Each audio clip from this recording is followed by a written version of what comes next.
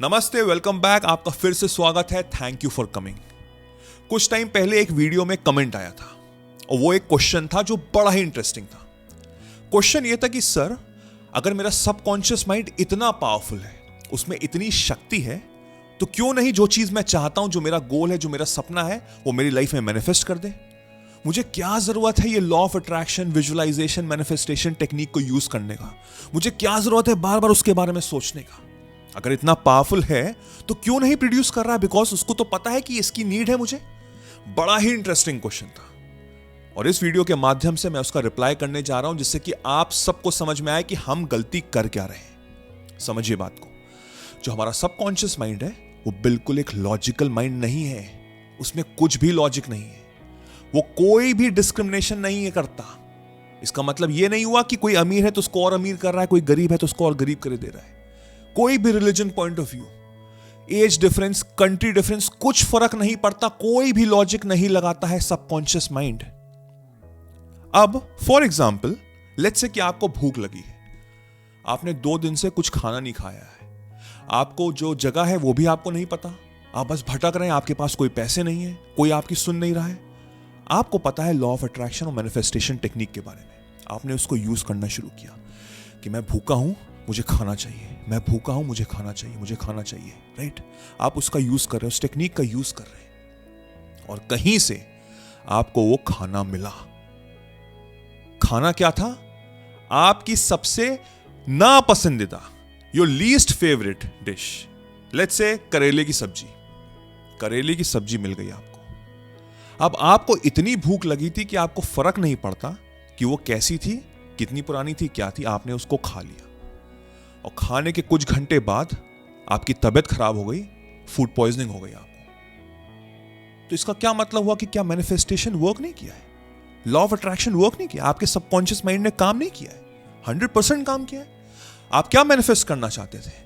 कि मुझे भूख लगी, मुझे खाना चाहिए। बट क्या आप स्पेसिफिक थे? बिल्कुल भी नहीं।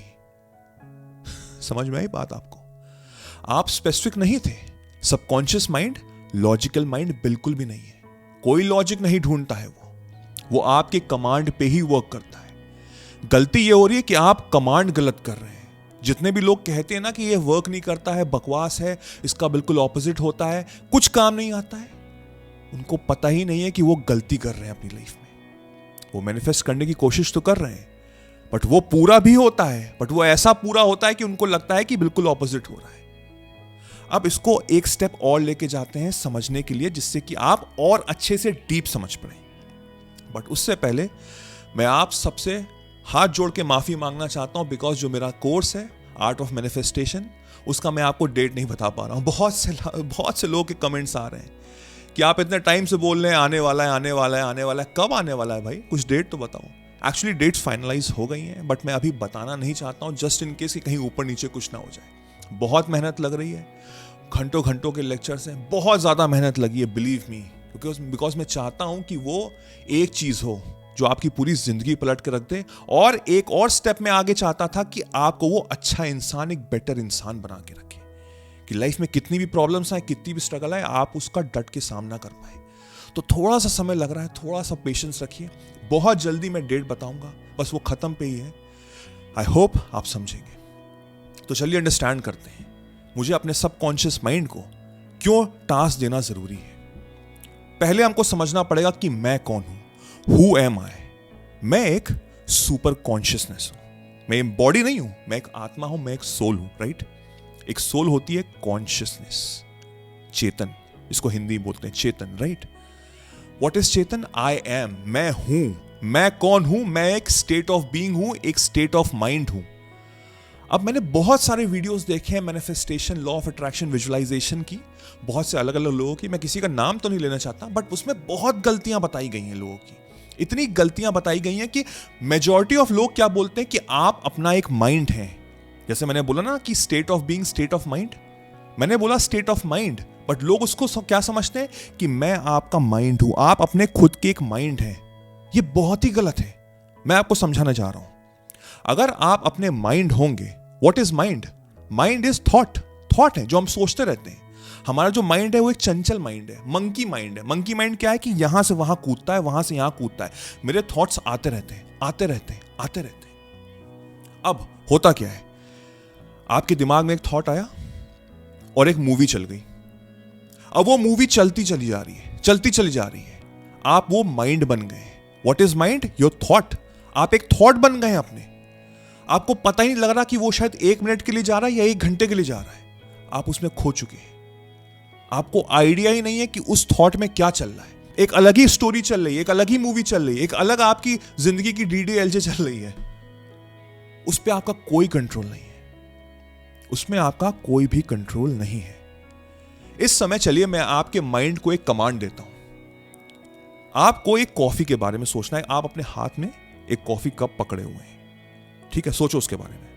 एक कॉफी का कप पकड़े हुए हो, काफी गर्म है, खूब धुआं निकल रहा है और बहुत अच्छी महक आ रही कॉफी की, राइट? आई होप आपको फील होने लग जाएगा। आपके हाथ में हल्का सा भारीपन लग रहा है, एक कॉफी कप आपको फील हो रहा है, उसका अरोमा आपके नाक में जा रही है, आप अच्छा फील कर रहे हो। इस समय मैंने आपको कमांड दिया है। तो आपका माइंड क्या कर रहा है? आपका माइंड सोच रहा है कि मैं कॉफी के बारे में सोच रहा हूं। इसको बोलते हैं स्टेट ऑफ बीइंग, यानी कि state of mind. This is state of mind, यानी कि मैं अवेयर हूं। किस चीज के बारे में अवेयर हूं? कि मैं कॉफी के बारे में सोच रहा हूं, मैं कॉफी कप के बारे में सोच रहा हूं। मैं वो माइंड नहीं हूं। I am not my thoughts, I am an aware who is thinking about it. मैं सोच रहा हूं कि हां, मेरा माइंड सोच रहा है उस कॉफी के बारे में। थोड़ा सा डीप है, I understand, but I hope मैं कोशिश कर रहा हूं जितने भी इजी और प्लेजेंट वर्ड्स में समझा सकूं, बिकॉज जिसने ये समझ लिया उसकी लाइफ चेंज हो जाएगी। आपको अपना थॉट नहीं बनना है, आपको अपना अवेयरनेस बनना है, अपना कॉन्शियसनेस बनना है। I am conscious, I am aware of what? Of my thoughts, of my thoughts. कि मूवी ना चले वो, और उसके बाद क्या होता है? वो कॉन्शियस थॉट मेरे सबकॉन्शियस में जाता है, अवचेतन मन में, अवचेतन जगह पे। जो सबकॉन्शियस माइंड है वो समझ लो एक हार्ड डिस्क है, जहां पे सारे थॉट्स आपके स्टोर है, उसमें सारी चीजें स्टोर है, और वो एक मीडियम है from being conscious to subconscious. अब आपका काम है उस मीडियम को, उस ब्रिज को कम करना। और वो कम कैसे होगा? With the help of repetition. कि मेरा जो भी गोल है, मेरा जो भी सपना है, उसके बारे में मुझे स्पेसिफिक होना पड़ेगा। अगर मुझे पैसे कमाने हैं, मुझे कितने पैसे कमाने हैं, मुझे क्या स्टेप्स लेना हो सकता है, सोचो उसके बारे में। कब तक मैं उस प्रोसीजर को कंप्लीट कर पाऊंगा? अगर मुझे शादी करनी है तो मेरा पार्टनर कैसा होगा? स्पेसिफिक, ऊपर से लेकर नीचे तक हर चीज, थॉट प्रोसेस, नेचर, कमिटमेंट्स, हर चीज, उसके बारे में आपको स्पेसिफिक होना पड़ेगा। जितना ज्यादा स्पेसिफिक होगे उतना ज्यादा आपके कॉन्शियस माइंड वो अडॉप्ट कर पाएगा। बिकॉज आप अपने थॉट नहीं हो, आप अवेयर हो अपने थॉट के। एंड विद दैट उसके बाद वो सबकॉन्शियस माइंड में जाएगा। बट वो कैसे जाएगा? वो एक बार में नहीं जाएगा, आपको रिपीट करना पड़ेगा, again and again and again and again. और जब वो चीज सबकॉन्शियस माइंड में जाती है तो वो एक इन्फिनाइट यूनिवर्स में चली जाती है, और वहां से फ्रीक्वेंसीज चेंज होती हैं, और ऐसे ही आपको लोग टकराते हैं। आपने कई बार ऐसा नोटिस किया होगा ना कि आप कोई गाना गुनगुना रहे हैं और एकदम से कोई सामने गाड़ी आ गई या कहीं से वो गाना बज गया। आप एक स्पेसिफिक कार के बारे में सोच रहे हैं, सेम मॉडल, सेम कलर, ऐसे तो आपको नहीं दिखती, और एकदम से वो दिख गई। आपका एक पुराना दोस्त है जिससे आप 3-4 साल से नहीं मिले, एकदम से उसका ख्याल आ गया और आप सोचने लग गए, पुरानी यादों में चले गए, और कहीं से उसका मैसेज आ गया, कहीं वो आपको मॉल में दिख गया। वो कैसे हो रहा है? वो फ्रीक्वेंसी तो चेंज हो रही है यूनिवर्स की, जब वो सबकॉन्शियस माइंड में चला जाता है।